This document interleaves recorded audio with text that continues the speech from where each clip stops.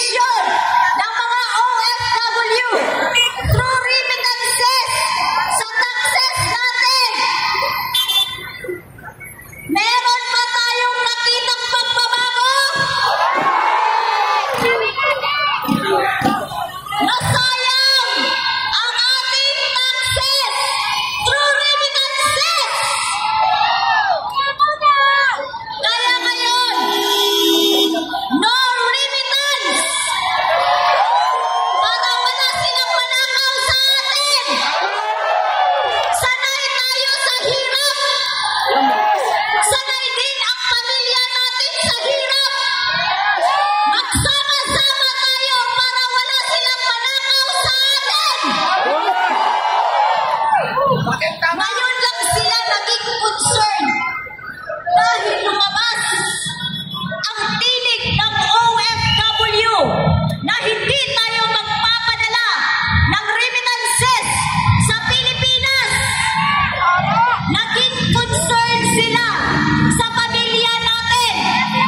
Pero simula nung nakaupo sila, hindi tayo binigyan ng mabuting gobyerno.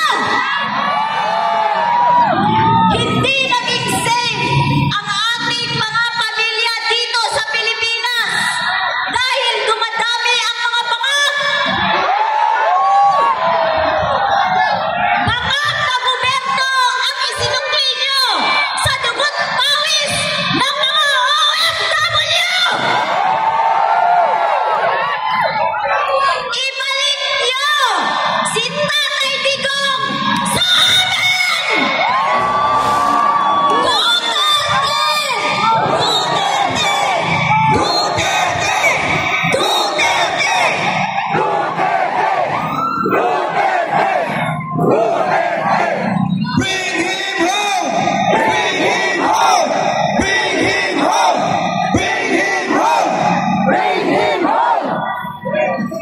Bago po ako magtatapos sa aking salita, gusto kong ipaalam sa inyong lahat, hindi po kami bayad.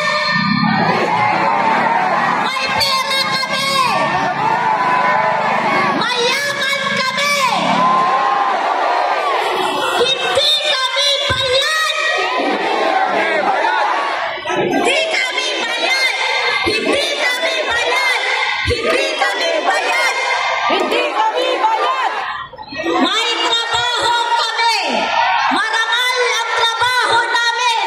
At higit sa lahat, hindi kami pangag. Hindi kami pangag! Hindi kami pangag! Hindi kami pangag! Maraming salamat mula po muli sa sektor ng mga manggagawa sa ibang bansa. Ate Jai! At ngayon naman mga kababayan, bigyan po natin ng pagkakataon, mainit na mainit. Galing po ito ng Cebu. Hakbang na maisog ang ating abogada, Attorney Irene. Yan ang pagkilala ang lahat ng mga organisasyon nandito kasama natin ngayon. Palakpakan po natin ang OFW Global Movement. Palakpakan po natin ang Filipino Guerrilla Forces. Palakpakan din po natin ang Inday Sara Cares. Palakpakan natin ang Labor Power Movement. At ganoon din, palakpakan po natin ang Hakbang ng Maisog Pilipinas.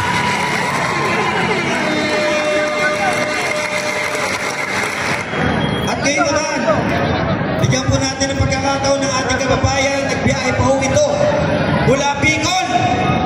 Palakpakan po natin ang ating kasama. Magandang gabi po sa inyong lahat. Ako po, galing from Bicol, si Melvin from Camarines Sur. Ako po ay pupunta dito para mag-isa. At gusto kong may paabot sa administrasyon. Kailangan natin ang justisya. Ang sa akin lang, dapat yung justice system sa Pilipinas masunod.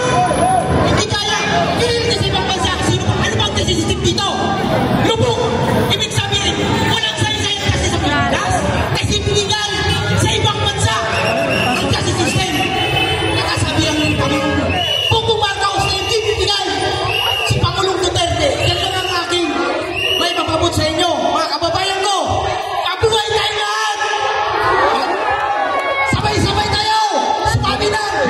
Duterte!